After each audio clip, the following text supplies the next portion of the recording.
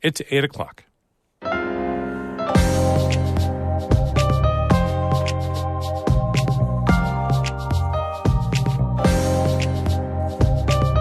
Good morning. This is Northern Light for Tuesday, September 12th. I'm Todd Moe. Monica is back next week.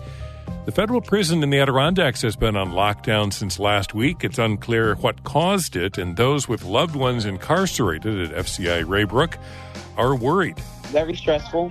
When you got somebody, that's in a prison, knowing that what goes on in the prison, whether it's the inmates fighting or it's the guards, it's very stressful because, we're on the outside and we don't know anything. Emily Russell has more on that story coming up. Outdoor adventurer J.R. Harris says the stories of African-American explorers were either omitted or exaggerated in history.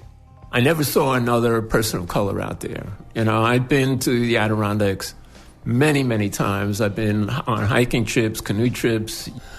Not only that, with people who saw me said, you're the only person of color I've seen out here, and I come out here as lots. He's giving a talk at St. Lawrence University tonight to set the record straight, and we'll hear more from him coming up.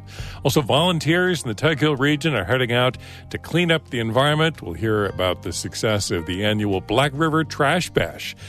That's all coming up on Northern Light. Broadcast of Northern Light here on North Country Public Radio is supported by Long Run Wealth, an SEC-registered investment advisor in Lake Placid, providing comprehensive wealth management, retirement, and financial planning solutions. LongRunWealth.com, and Adirondack Land Trust with 27,000 acres of forests, farmlands, waters, and wild places conserved since 1984. AdirondackLandTrust.org.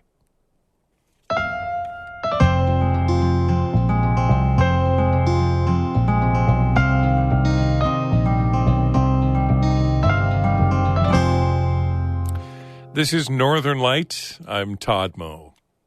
A federal prison in the Adirondacks has been on lockdown since last week. That's caused stress for some family members of the incarcerated men inside. Emily Russell reports. Latrice Anthony says she knew there was something wrong at the prison in Raybrook when she didn't hear from her husband for days. He's one of more than 800 men behind bars at FCI Raybrook. Whether it's through email or by phone, I usually hear from him every single day. Anthony, who lives in northern New Jersey, tried calling the prison last week, but she says no one picked up. So she sent an email last Thursday saying she hadn't heard from her husband in days. She wanted to know if everything was okay. Then yesterday afternoon, she got a 2-sentence response from the prison. The email said, quote, "The institution is currently under lockdown. Your loved one is okay." Anthony said she wasn't reassured by that email. She's worried about her husband and the other inmates inside. They are human and they do have people that love them.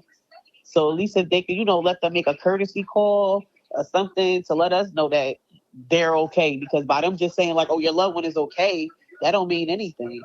NCPR reached out to the Federal Bureau of Prisons and a representative at FCI Raybrook by email and phone on Monday, but didn't hear back by 6 p.m. There was another lockdown earlier this year in January. A spokesperson at the time told NCPR that during these kinds of incidents, inmates, quote, have access to unit team staff, medical care, food, water, and other programs. But Latrice Anthony says it's difficult dealing with the lack of communication during a lockdown. It's stressful. It's stressful, very stressful. When you got somebody, that's in a prison, knowing that what goes on in the prison, whether it's the inmates fighting or it's the guards, it's very stressful because, we're on the outside and we don't know anything. On Monday evening, an alert on the prison's website said all visitations had been suspended until further notice.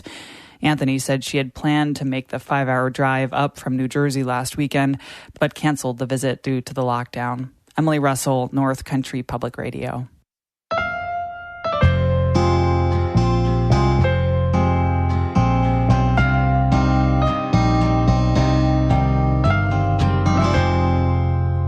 Today, we're going to meet a great American explorer of the outdoors. So, my name is J.R. Harris, J. Robert Harris. Everybody calls me J.R. Living in New York City. I'm a native New Yorker. I've been backpacking, trekking, whatever you want to call it, since the Stone Age, or maybe right after the Stone Age, at least 60 years.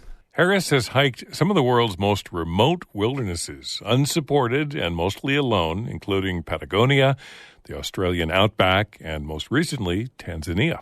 A few weeks ago, I climbed Mount Kilimanjaro. I'm still trekking, although I'm 79 years old. Harris was among the first African Americans to be invited to join the elite Explorers Club in New York City.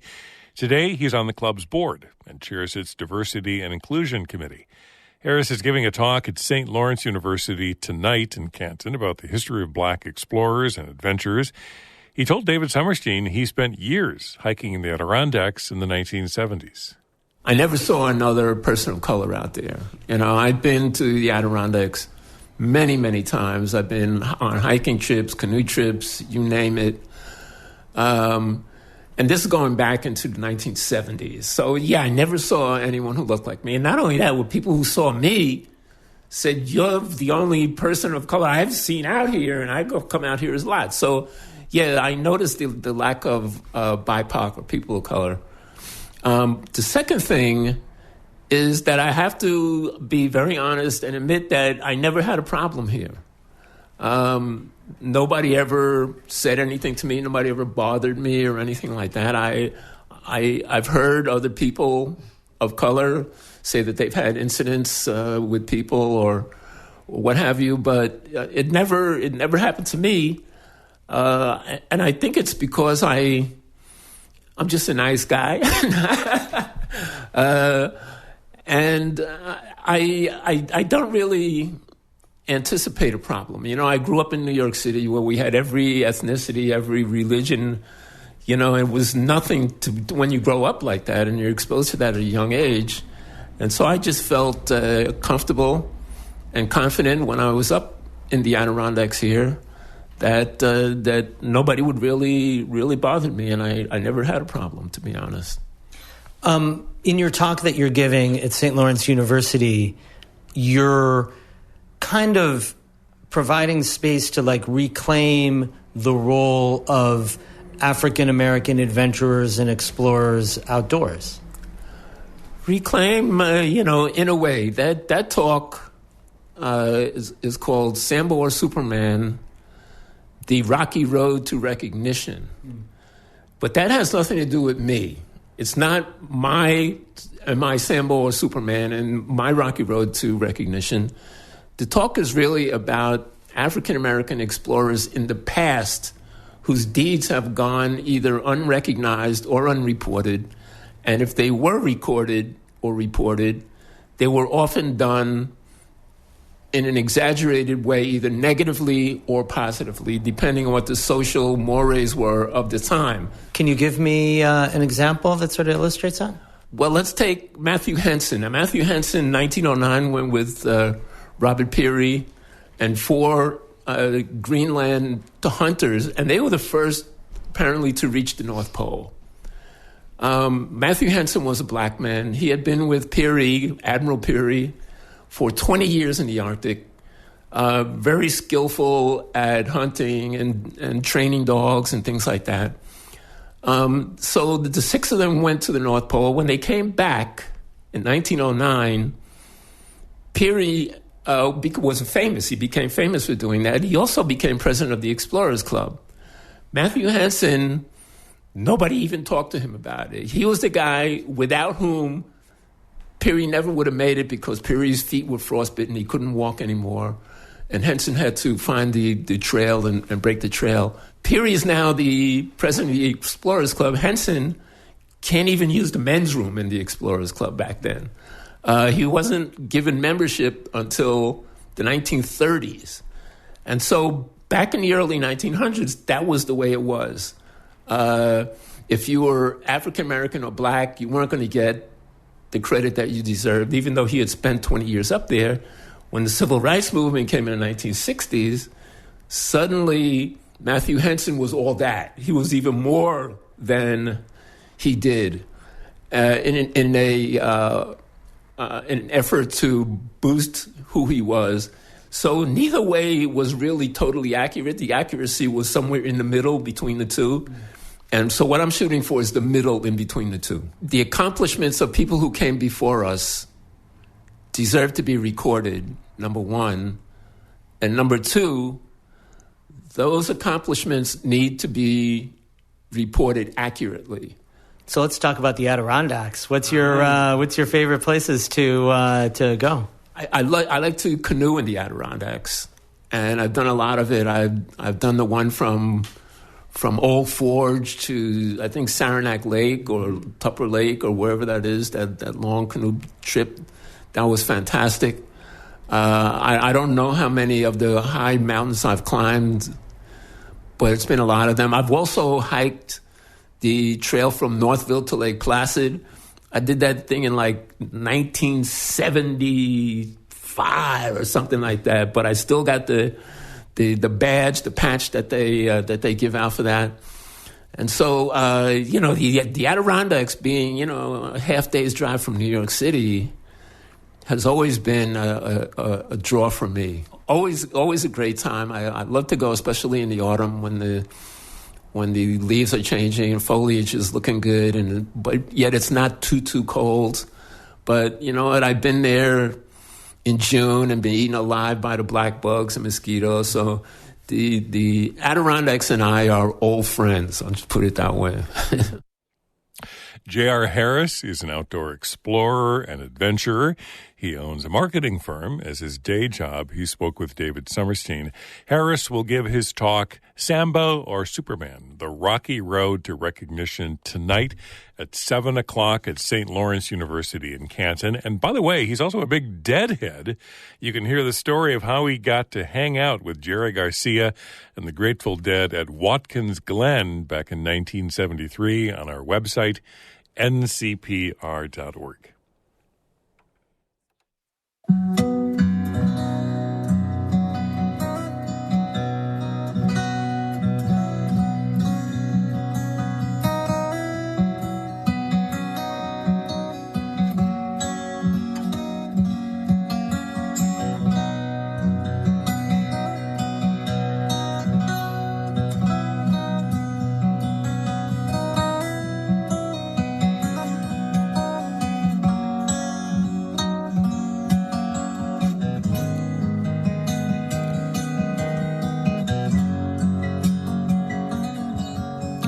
You're listening to Northern Light here on North Country Public Radio. It's 12 minutes past 8. Good morning. I'm Todd Moe. Monica has the day off. Stay tuned. Coming up in just a moment, New York State could be without a functioning ethics commission for years following a court ruling yesterday. More from Karen DeWitt coming up. Music by Warrensburg guitarist Joe Phillips.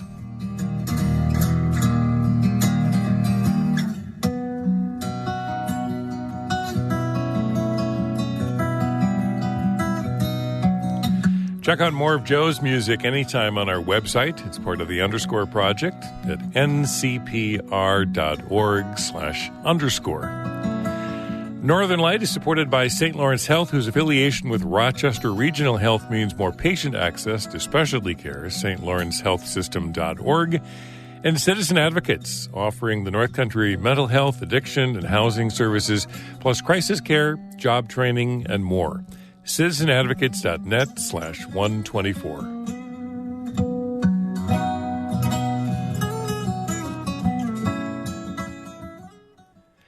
The St. Regis Mohawk tribe is collecting public comments on the proposal to build a new Akwesasne Freedom School. According to the Environment Assessment, the existing school is spread out between 3 aging buildings. The new school would be a single 12,000 square foot building. The entire school campus would cover 6 acres of land just east of Akwesasne in the town of Bombay. The deadline to submit comments on the environmental assessment of the proposed new Akwesasne Freedom School is Wednesday, October 11th. The decades-long effort to dismantle dams near Lake Champlain is continuing this month on the Saranac River. According to the Adirondack Explorer, crews spent the last few weeks taking apart the Indian Rapids Dam and the Fredenberg Falls Dam near Plattsburgh. The aim is to expand spawning habitats for salmon. Access to the lower part of the Saranac River has been closed off to salmon since the first dam was built there more than 250 years ago. The U.S. Fish and Wildlife Service is also working to restore salmon populations along the Boquet River.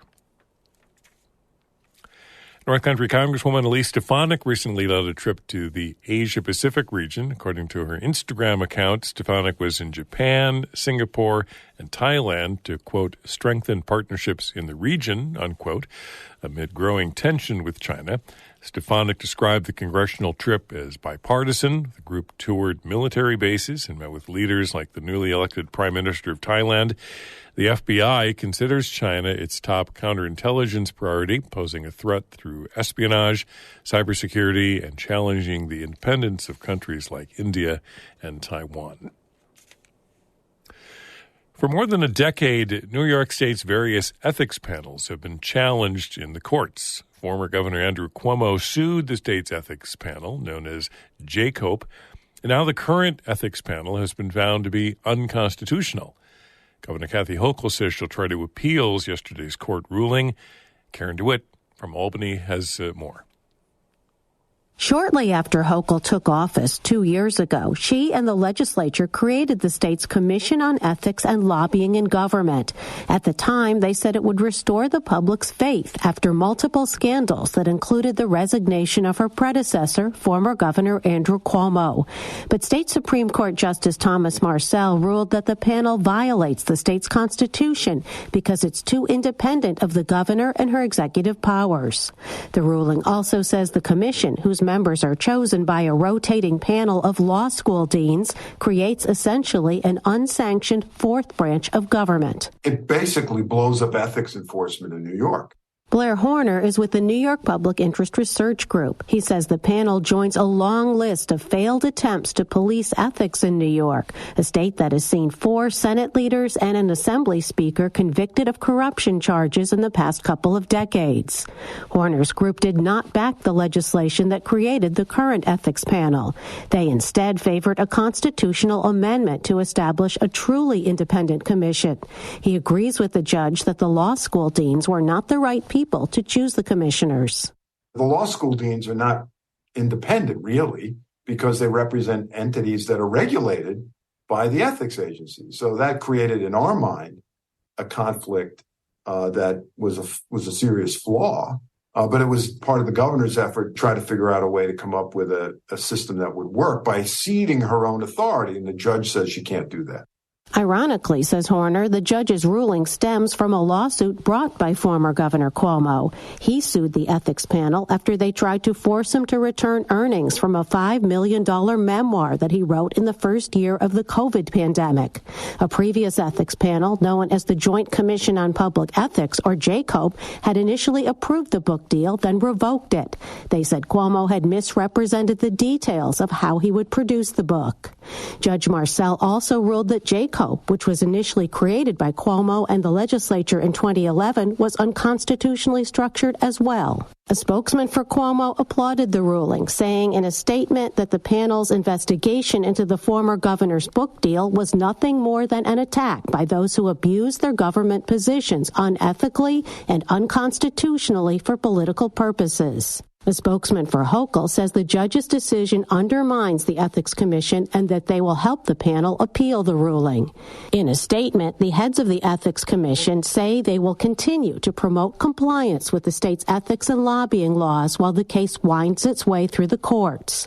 If higher courts ultimately uphold the initial ruling and a constitutional amendment is required, New York State could be without any ethics policing until at least 2026.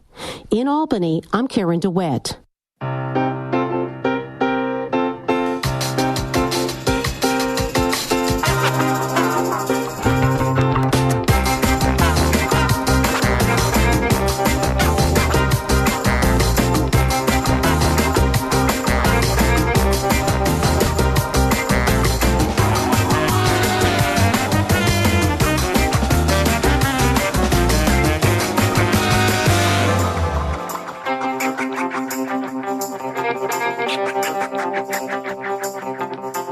You're listening to Northern Light here on North Country Public Radio. I'm Todd Moe. Monica Sandrisky is back next week.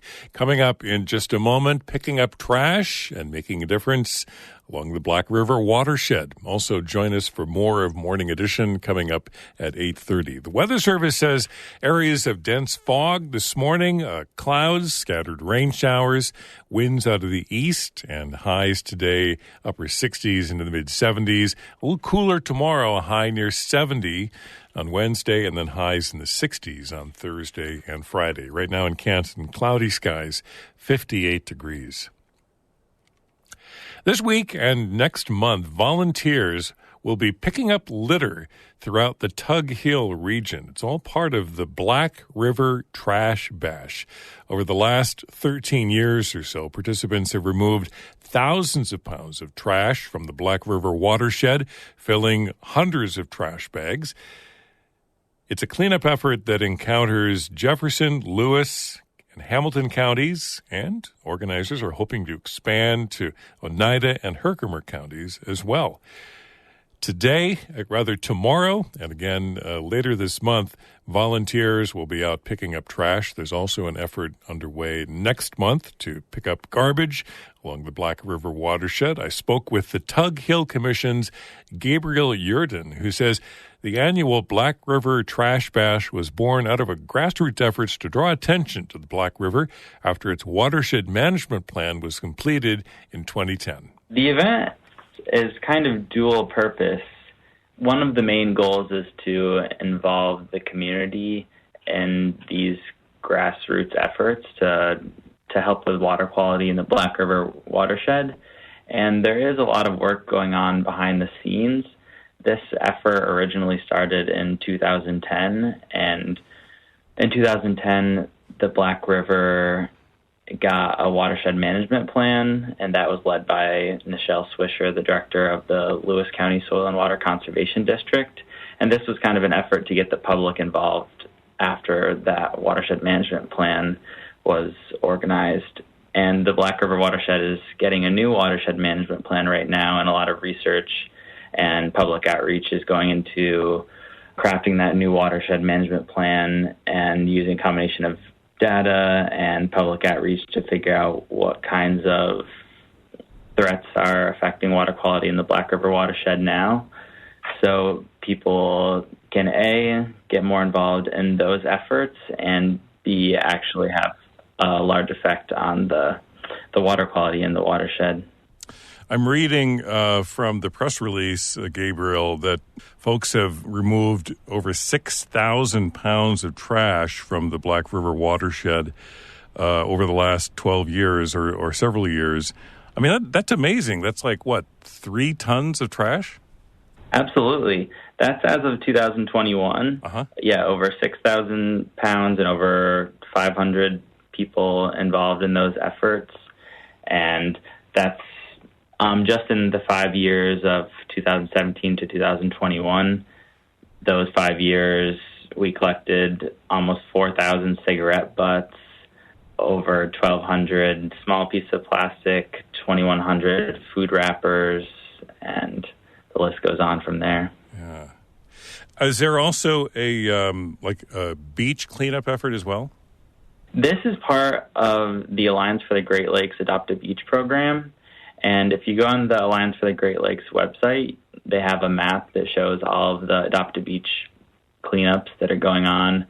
It's a year-round, but primarily late summer into the fall. And as a part of that effort, and this is where the data from the Black River Trash Bash goes to, that Adopt a Beach program, and also the Ocean Conservancy, and it enters a data set for a global effort to clean up beaches. And as part of the Adopt a Beach program, over 50,000 pounds of trash is collected every year in the Great Lakes. The trash is what sort of, not really analyzed, but you collect data from it, and the data is then studied further? Absolutely. It's been incorporated into many different research papers, and it kind of, individual scientists wouldn't be able to collect this kind of data themselves.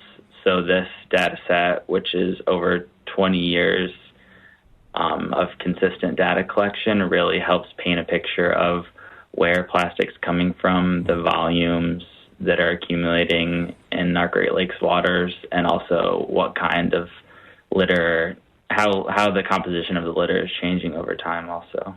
I think it's interesting that in many ways this is another form of citizen scientist, right? You're asking for volunteers to really, in some ways, help out on a larger scale. Absolutely. Their efforts benefit our area locally in the watershed, but also these numbers really are contributing to scientific efforts and scientific advancements in Great Lake water quality. Tell me who you typically hear from, Gabriel, to do this cleanup work. Is it sometimes just maybe a couple of people? Is it a large club of folks, 4-H members? I don't know, sports groups from schools, or who is signing up? It depends on the year. We're trying to re-engage a lot of our partners post-COVID, when some of the efforts had to wind down in that time. We've had consistent involvement from the Soil and Water Conservation Districts from Lewis and Jefferson County, the 4-H Club of Old Forge, Lions Falls Alive, a man by the name of John Reap, who's collected over 500 pounds on his own, JCC, and also the Adirondack Communities Advisory Leagues have been some consistent partners. That's Gabriel Yurden with the Tug Hill Commission, and again, the annual Black River Trash Bash is being held tomorrow and again on Tuesday, September 26th, throughout the Tug Hill region, the Black River watershed, Jefferson, Lewis, Hamilton counties, and they're hoping folks in Oneida and Herkimer counties will volunteer this year as well. There is still time to sign up for tomorrow's Trash Bash cleanup and the one on the 26th. You can contact Gabriel at the Tug Hill Commission at 315-785-2387. The Black River Trash Bash tomorrow and again on Tuesday, September 26th. For more information, give Gabriel a call at 315-785-2387. 27 minutes past 8. You're listening to Northern Light here on North Country Public Radio. I'm Todd Moe. Monica will be back next week. Northern Light is supported by St. Lawrence Health, whose affiliation with Rochester Regional Health means more patient access to specialty care, stlawrencehealthsystem.org. And Citizen Advocates, offering the North Country mental health addiction and housing services, plus crisis care, job training, and more. citizenadvocates.net/124. Stop by the Iva Smith Memorial Gallery of Fine Art. That's the Yellow Barn in Hammond for the exhibition Art's Sacred Window. It continues through October 4th. Enjoy the nature photography of Fisher Misenko, Melanie Kimbler's love affair with quilts, color, and more, the elegant minimalist ceramics of Carrie Zelson Robertson, and Paul Safier's luminous egg tempura cityscapes with sacred geometry underpinnings. That's at the Yellow Barn, the Iva Smith Memorial Gallery of Fine Art in Hammond, and that exhibition continues through October 4th. You'll find a link with more information on our website at ncpr.org, where you'll find lots of other calendar events happening around our region today, tonight, and into the week as well. There's a mushroom foray in Paul Smith. Join mushroom expert Susan Hopkins today from 10 a.m. to 12:30 for a casual walk and a mushroom hunt. Susan will identify poisonous mushrooms, edible species, and point out some medicinal value too. Rain or shine. That's at the Paul Smith's College Vic, starting at 10 o'clock this morning. And also a Tai Chi class for adults at the Carthage Free Library from 2 to 3 this afternoon. Some of the events on our calendar. You can check out more information at ncpr.org/calendar.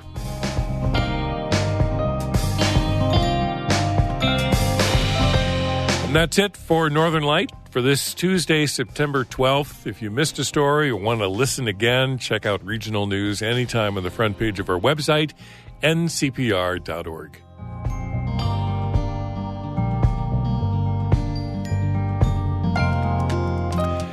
Thanks for listening. Until tomorrow, be well.